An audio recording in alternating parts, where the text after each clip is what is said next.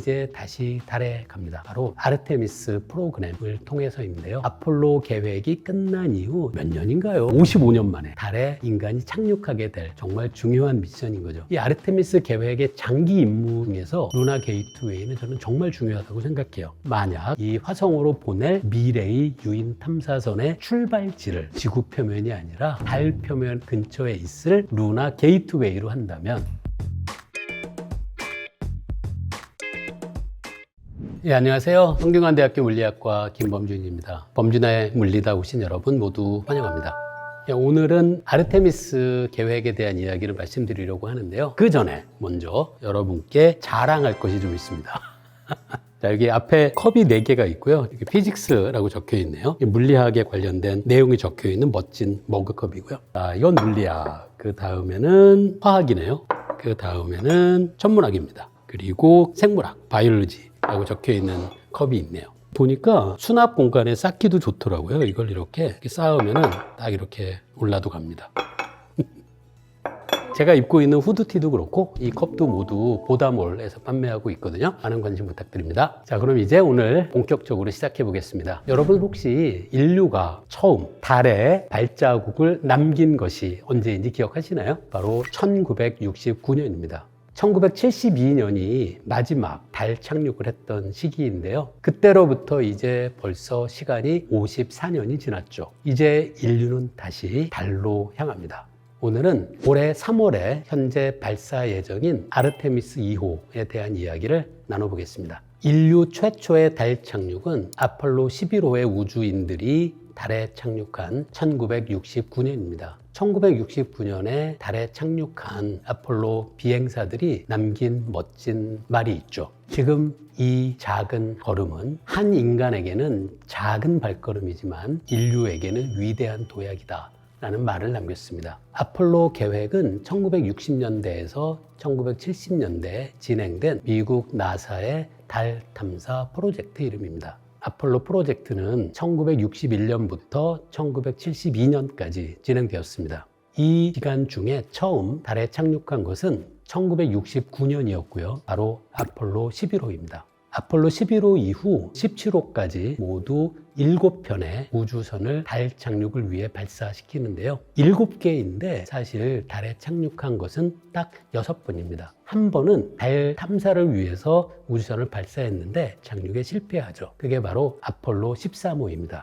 아폴로 13호는 지구에서 출발한 직후 산소 탱크가 폭발해서 달 착륙을 포기하고 지구로 다시 귀환한 사건이 있죠. 아폴로 13호는 영화로도 만들어져서 많은 분들이 기억하고 있을 것 같습니다. 자, 인류는 이제 다시 달에 갑니다. 바로 아르테미스 프로그램을 통해서인데요. 이 아르테미스 프로그램을 이해하기 위해서 여러분이 아셔야 될 몇 가지 단어들이 있습니다. 그 중에 하나가 SLS고요. 또 다른 단어가 오리온입니다. SLS, 영어 약자로 줄여서 이야기하는 이 단어는 스페이스 런치 시스템의 약자입니다. 우주 발사 시스템으로 번역할 수 있을 것 같은데요. 이 단어가 뜻하듯이 SLS는 사실 로켓의 이름이기도 합니다. 미국 항공우주국 나사가 개발한 발사 시스템 로켓이 바로 SLS입니다. SLS는 상당히 강력한 로켓이에요. 말씀드렸던 아폴로 계획에는 세턴5라는 로켓이 사용되는데요. 세턴5도 무지막지하게 강력한, 엄청나게 강한 추력을 갖고 있는 로켓이었어요. 근데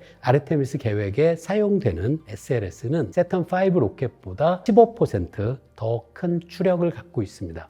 SLS는 인간이 지금까지 만들어낸 로켓 중 가장 강력한 로켓이라고 할 수 있죠. 자, SLS는 우주선 발사 시스템의 이름, 즉 로켓의 이름이라고 기억하시면 되고요. 이 로켓에 이제 인간이든 무엇이든 실어서 보내는 우주선이 탑재되겠죠. 아르테미스 계획에서 SLS에 탑재되는 우주선의 이름이 오리온입니다. 오리온은 우주 비행사들이 탑승하는 유인 우주선 탑재체 라고 기억하시면 되죠. 오리온 우주선은 한 번 사용한 다음에 폐기하는 것이 아니라 귀환시킨 다음에 다음 임무에도 반복해서 다시 사용하는 것을 기본 계획으로 하고 있습니다. SLS, 오리온 이 두 단어 꼭 기억하시길 바랍니다. 왜 나사는 이 계획을 아르테미스라는 이름을 붙였을까요? 당연히 아르테미스는 그리스 신화에서 달의 여신의 이름이기 때문입니다. 여신의 이름이 아르테미스잖아요. 그래서 당연히 아르테미스의 중요한 계획 중에 하나가 이번에는 여성 우주인도 달로 보내는 것이 굉장히 중요한 미션이기도 합니다. 아르테미스 1호는 2022년 11월 16일에 발사합니다. 사람이 타지 않았어요. 무인 우주선입니다. 하지만 아르테미스 1호에도 오리온 탑재체는 함께 우주로 보내지죠. 이 아르테미스 1호가 사용한 로켓인 SLS의 일부에는 과거에 미국에서 사용했던 우주 왕복선의 엔진을 다시 재사용한 것도 알려져 있죠. 아르테미스 1호에도 오리온을 쏘아 보낸 겁니다. 근데 사람을 보낸 건 아니에요. 그래서 오리온을 보낸 다음에 오리온이 달 궤도에 머물다가 다시 지구로 무사히 귀환시킨 것이 아르테미스 1호가 거둔 성과입니다. 이때 중요했던 것이 오리온이 다시 지구로 돌아오는 과정에서 대기권에 진입하잖아요. 그때 오리온이 엄청난 온도를 갖게 됩니다. 무려 표면 온도가 2800도까지도 오른대요. 이때 오리온의 우주선이 무사히 극한의 조건을 잘 버티고 안전하게 지구에 착륙할 수 있는지를 실험하는 것, 그게 아르테미스 1호 계획의 굉장히 중요한 파트였어요. 사람이 탄 건 아니고요. 일종의 인체를 모방할 수 있는 마네킹은 오리온에 탑승한 것으로 알려져 있죠. 그리고 이 테스트를 무사히 통과하게 됩니다. 아르테미스 1호는 성공하게 되죠. 자, 그 다음에 계획하고 있는 것이 이제 아르테미스 2호입니다. 2호는 아르테미스 계획에서 처음 우주 비행사가 탑승하게 될 유인 우주선입니다. 아르테미스 2호도 아르테미스 1호와 마찬가지로 SLS와 오리온을 이용합니다. 원래 계획은 2026년 올해 2월에 발사를 예정하고 있었는데 3월로 연기됩니다. 이렇게 연기된 아르테미스 2호에는 모두 4명의 승무원이 탑승하게 됩니다. 아르테미스 2호에 탑승하게 될 우주 비행사 중에는 여성도 있고요, 유색 인종도 있고요, 그리고 미국이 아닌 캐나다 국적을 갖고 있는 우주 비행사도 탑승하게 됩니다. 이런 구성을 보면 나사에서 이번에 아르테미스 2호에서 우주 비행사들을 구성할 때 굉장히 중요한 요소로서 다양성을 강조한 걸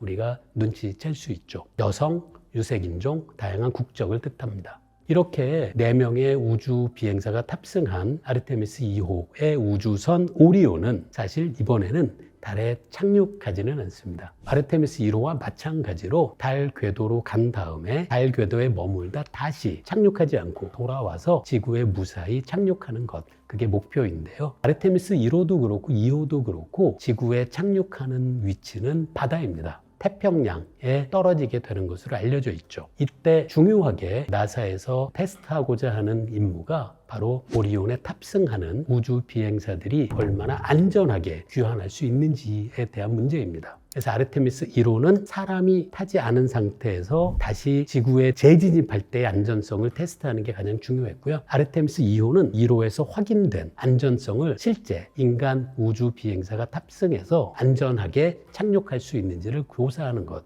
그게 가장 중요한 임무라고 할 수 있죠. 이 오리온에 들어가는 여러 흥미로운 장치들 중에 화장실 얘기가 저는 좀 재밌었어요. 오리온의 화장실에 이름이 있습니다. Universal Waste Management System입니다. 저는 이 오리온 화장실 시스템에 들어가 있는 유니버설이란 단어가 너무 재밌었어요. 유니버설이 보통 우리가 많이 사용하는 의미가 보편적인 일반화된 어디서나 성립하는 그런 것을 영어 단어로 유니버설이라고 부르죠. 이 유니버설이란 이름을 갖고 있는 이유가 있습니다. 유니버설 웨이스트 매니지먼트 시스템, 오리온의 화장실 시스템은 남녀 모두 사용할 수 있고요. 큰 것과 작은 것도 모두 해결할 수 있습니다.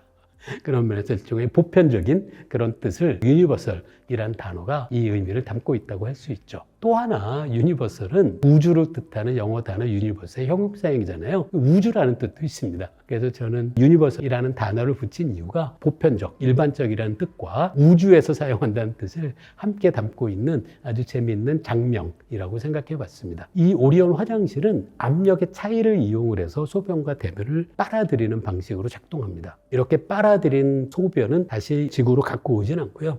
우주 공간에 흩뿌려서 없애는 것으로 제가 알고 있고요. 대변은 잘 모아서 간수했다가 지구에 재진입할 때 대기 중에서 태워서 없애는 것으로 알려져 있습니다. 이 오리온의 우주인들이 어떤 생활을 할지를 조금 찾아봤는데 재밌는 것 중에 하나가 음료를 자기가 원하는 거를 마실 수 있대요. 근데 무한 공급은 아니고 하루에 2번 자신이 좋아하는 음료를 마실 수 있는데요. 커피도 마실 수 있고 차도 마실 수 있고 주스도 마실 수 있다고 합니다. 그리고 좁은 공간이긴 하지만 이 안에서 운동도 중요해요. 운동기구도 오리온 우주선에 들어가 있는데요. 그 사진을 보니까 오리온에서 사용하는 운동기구가 일종의 뭐라고 할까요? 스프링, 용수절 장치를 이용한 그런 운동 장치로 보입니다. 이번에 아르테미스 2호 또 중요한 임무 중에 하나가 이곳에 소형 위성도 탑재해요. 찾아보니까 4개의 튜브 위성이라고 불리는 작은 소형 위성을 탑재하는데요. 이 위성을 제작한 곳이 독일, 아르헨티나, 한국, 사우디아라비아 이렇게 4나라에서 각각 만든 4개의 위성을 이번에 탑재하게 됩니다. 우리나라에서 제작한 큐브 위성의 이름이 K 레드 큐브라고 되어 있습니다. 여기서 RAD, 레드의 의미는 아마도 레디에이션, 방사능 그런 뜻을 갖고 있는 것 같아요. 이 한국 큐브 위성은 사실 달에 가진 않습니다. 이 SLS로 발사한 다음에 지구의 상층에 있는 전리층이죠. 반알렌테에서 분리돼서 그곳에서 작동을 하게 돼요. 한국의 큐브 위성이 하는 가장 중요한 임무는 뭐냐면 그곳에서 우주 방사선들이 있잖아요. 그 우주 방사선이 인체 조직에 어떤 영향을 미치는지를 알아내는 것. 그게 한국 큐브 위성의 임무 중에 가장 중요한 임무입니다. 실제 사람을 태우는 건 아니고요. 인체 조직의 역할을 할 것들을 탑재해서 방사능이 어떤 영향을 미치는지를 알아내는 것으로 보입니다. 그것뿐 아니라 다른 임무도 있는데요. 탑재될 위성에 당연히 우리나라에서 만든 반도체가 들어간 전자기기들이 있을 텐데요. 우리나라에서 제작한 반도체가 우주 환경에서 어떤 영향을 받는지도 이번 큐브 위성이 알아내고자 하는 중요한 질문이자 실험이기도 합니다. 아르테미스 2호가 올해 3월에 발사 예정인데요. 그 이후로도 아르테미스 계획이 계속 이어집니다. 아르테미스 3호가 상당히 중요한 것으로 보이는데요.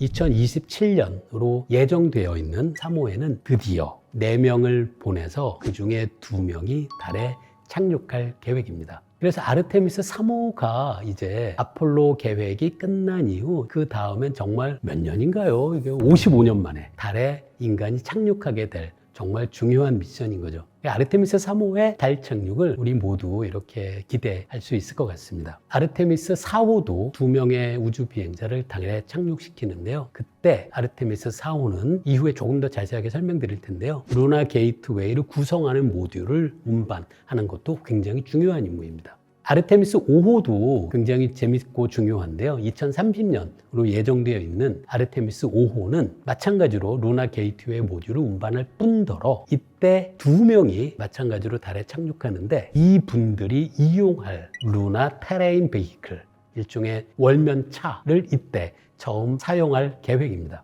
아르테미스 6호도 이제 모듈을 운반하고 달에 착륙하게 되고요. 그 다음에 중요한 것이 아르테미스 7호인 것 같아요. 약 2032년에 예정되어 있는 아르테미스 7호의 중요한 임무 중에 하나가 해비터블 모빌리티 플랫폼, 줄여서 사람들이 루나 크루저라고 불리는 운송기구이자 우주 비행사들이 거주할 수 있는 커다란 거예요. 이거를 달 표면에 보내는 것, 그게 아르테미스 7호의 굉장히 중요한 임무입니다. 제가 이렇게 보니까 굉장히 본격적인 아르테미스 계획은 홀수인 것 같아요. 3호는 첫 착륙, 5호는 월면차, 7호는 루나 크루저를 달 표면에 보내는 것이 3, 5, 7이 우리가 눈여겨봐야 할 미래 아르테미스 계획인 것으로 보입니다. 이후에도 파운데이셔널 서피스 해비터, 이거는 이제 루나 크루저는 달을 돌아다니는 일종의 운송 장치이자 탈 것이자 그래도 사람이 거주할 수 있는 곳이긴 하지만 오래 이용할 수 있는 베이스 캠프는 아닌데요. 베이스 캠프의 역할을 하게 될 것이 파운데이셔널 서피스 해비터트입니다. 그 다음에는 루나 서피스 카고, 이거는 일종의 창고 시스템이에요. 이런 것도 아르테미스 8호 이후의 계획으로 지금 예정되어 있죠. 앞에서 루나 게이트웨이를 잠깐 말씀드렸는데요. 여러분이 떠올리실 때는 지금도 지구 주변에 공전하고 있는 국제우주정거장의 달 버전으로 여러분이 생각하시면 됩니다. 미국, 캐나다, 유럽, 일본의 우주국들이 있잖아요. 공동으로 계획하고 있는 것이 바로 루나 게이트웨이인데요. 달 궤도에 계속 머무는 일종의 우주정거장이라고 생각하시면 됩니다. 원래는 조금 앞선 시기에 계획하고 있었는데 여러분도 들어보셨을 나사의 예산 삭감으로 현재는 2030년대로 루나 게이트웨이 계획이 연기되어서 상당히 안타까운 상황입니다. 이 아르테미스 계획의 장기 임무 중에서 루나 게이트웨이는 저는 정말 중요하다고 생각해요. 이게 왜 중요하냐면 이름 혹시 유심히 보셨나요? 게이트웨이입니다. 게이트웨이가 뭔가요? 한쪽에서 다른 쪽으로 보내는 중간의 역할이잖아요. 이게 루나 게이트웨이라고 불리는 이유가 있어요. 왜냐하면 먼 미래에는 루나 게이트웨이를 발판으로 해서 더 먼 우주로 우리가 우주선을 보내게 될 것이기 때문이에요. 예를 들어 먼 미래에는 당연히 미래에 화성으로 보내는 유인 탐사선도 계획하고 있죠. 이 탐사선을 어디에서 출발시키는 것이 유리할지 생각해 보시면 답이 너무 명확합니다. 지구 표면에서 발사를 하다 보면 지구의 중력이 상당히 강하잖아요. 지구의 중력을 벗어나는 것만으로도 엄청난 에너지와 로켓 연료가 필요하게 돼요. 하지만 만약 이 화성으로 보낼 미래의 유인 탐사선의 출발지를 지구 표면이 아니라 달 표면 근처에 있을 루나 게이트웨이로 한다면 당연히 엄청나게 적은 연료로 탐사선을 화성으로 출발시킬 수 있겠죠. 그래서 먼 미래에는 루나 게이트웨이가 인류가 달보다 먼 행성을 탐사하는 발판의 역할을 하게 될 것이 정말 분명하게 됩니다. 루나 게이트웨이는 현재 지구 주위를 돌고 있는 국제우주정거장처럼 달 주변을 계속 공전하는 궤도를 갖게 돼요. 루나 게이트웨이의 궤도를 찾아보니까 상당히 흥미롭더라고요. 어떤 모습이냐면 이 달이 있잖아요. 달의 북쪽에서는 달에 아주 가깝습니다. 하지만 남극에서 굉장히 먼 거리를 갖게 돼서 굉장히 찌그러진 타원 궤도의 모습으로 루나 게이트웨이가 달 주변을 공전하게 될 계획이에요. 왜 이런 궤도의 모습을 갖게 됐는지는 이해할 수 있습니다. 지구에서 루나 게이트웨이와 끊임없이 통신을 하는 것이 중요하겠죠. 그런데 달 주변에 있으면 달에 막혀서 지구에서 달 주변의 루나 게이트웨이와 통신하는 것이 방해받을 여지가 있죠. 그럼 어떻게 하면 될까요? 달 주변에 머무는 공전 궤도를 끄리되 달 근처는 빨리 지나가고 대부분의 시간은 달에서 먼 곳에 머무는 궤도를 이용하면 달 때문에 통신의 방해를 받는 시간을 당연히 줄일 수가 있겠죠. 그 케플러의 법칙을 생각하면 위성들은 루나 게이트웨이가 달 주변에 있을 때 달과 가까우면 속도가 빠르고 달로부터의 거리가 멀면 느립니다. 말씀드린 굉장히 찌그러진 타원 모양의 루나 게이트웨이의 궤도를 우리가 이용하면 달 주변은 빨리 지나고 달과 먼 쪽은 천천히 움직이기 때문에 대부분의 시간 동안 지구와 루나 게이트웨이가 통신할 수 있는 그런 이점이 있는 거죠. 바로 이런 이유로 루나 게이트웨이는 굉장히 독특한 엄청나게 찌그러진 타원 궤도를 그리게 될 계획입니다. 자, 이렇게 루나 게이트웨이를 건설하는 것이 아르테미스 계획의 가장 중요한 임무 중에 하나인 것은 분명합니다. 물론 달 표면을 탐사하는 것도 아르테미스 계획에서 정말 중요하죠. 아르테미스 5호에 실어서 달 표면에 보낼 장치가 바로 루나 테레인 비히클입니다. 줄여서 LTV라고 부르는데요. 이 LTV는 월면차예요. 자동차 같은 건데요. 달 표면을 움직입니다. 이 월면차인 LTV는 사실 오픈카입니다. 이게 무슨 얘기냐면 LTV를 타려면 그 우주비행사가 우주복을 입어야 돼요. 그래서 호흡도 해야 되고 그것 때문에 우주복을 입고 타는 작은 탈 것. 그게 바로 LTV입니다. 이거는 아르테미스 5호에 실어서 달에 보낼 계획이죠. 아르테미스 7호에는 이제 굉장히 큰 걸 보내게 될 겁니다. 이게 해비터블 모빌리티 플랫폼입니다. 해비터블 모빌리티 플랫폼이란 단어를 보시면 해비터블이란 단어가 있잖아요. 이게 거주 가능한 뜻이에요. 근데 모빌리티는 움직이는 거잖아요. 거주가 가능하면서 움직입니다. 당연히 해비터블 모빌리티 플랫폼은 굉장히 큰 거예요. 그래서 움직입니다. 하지만 커요. 그리고 이거는 외부 달 표면에서의 환경에서 막혀 있어서 그 내부에선 산소도 공급되고 하면서 상당히 오랜 시간을 문제없이 머물 수 있는 장치라고 할 수 있습니다. 산소가 공급되는 밀폐 공간에서 앞에서 소개한 LTV보다는 상당히 긴 시간을 이 우주인들이 사용하게 될 공간의 의미도 있는 거죠. 거주도 가능하고 이동도 가능한 이동 플랫폼이 아르테미스 7호를 통해서 달에 보내지게 됩니다. 그 다음에 더 이어지는 계획은 당연히 조금 더 오랜 시간, 오랜 기간을 사용하게 될 일종의 베이스 캠프를 달에 설치하는 거겠죠. 그게 바로 파운데이셔널 서피스 해비터트라고 불리는 장치입니다. 아르테미스 8호를 통해서 보내게 될 텐데요. 이 설비는 아마도 달의 남극 부근에 설치될 것으로 예상해요. 남극 부근은 햇빛이 비스듬하게 비치잖아요. 그래서 그곳에는 크레이터에 숨겨진 햇빛이 닿지 않는 영역에 얼음의 형태로 물이 존재할 가능성이 있습니다. 물을 확보할 수 있고요. 또 달의 남극 부근에 가면 태양빛이 비스듬하긴 하지만 계속 태양빛을 받을 수 있는 장점도 있죠. 태양광 발전 그리고 물의 확보를 생각하면 남극 부근에 베이스 캠프를 설치하는 것이 장점이 분명히 있습니다. 그래서 파운데이셔널 서피스 해비터트는 달 표면에 건설될 거고요. 이거는 일종의 베이스 캠프 역할이어서 4명 정도 되는 우주인들이 한 달 정도는 거주할 수 있는 공간의 역할을 하게 될 겁니다.